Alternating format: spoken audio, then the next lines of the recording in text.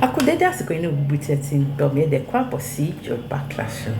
Èmi náà ni èmi ti yín Olúwabùnmilọ́lá Àbẹ̀ní ọmọ Fáṣínà. Èmi lọmọ owó yẹn lé Ògúnyẹ̀dé tó ṣe yọ ọmọ ènìyàn. Adìyẹ tó ṣe ṣubú lọ́jọ́ àwọn abẹ̀rín tí tó bá jẹ́ tọmọ owó yẹn lé ló ṣubú. Ariwo ẹkún agbodi gan nílé bàbá ńlá wọn.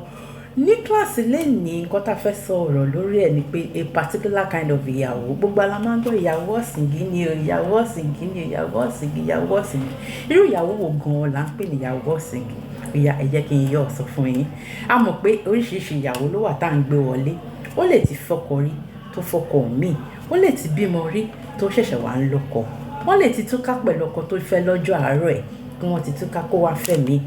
What distinguishes ìyàwó ọ̀sìngín from other brides, ìyẹn ọ̀dà ìyàwó, ó ní wípé kò tí ì fẹ́ ọkọ rí bẹ́ẹ̀ ni kò tí ì bímọ rí. Kò ṣe pé mi ì sọ pé bóyá wọn ìjábálé ẹ o, ìyẹn kọ́ là ń sọ o. What I'm saying is wọn ò tí ì fẹ́ rí, kò ì fọkọ rí, kò ì bímọ rí.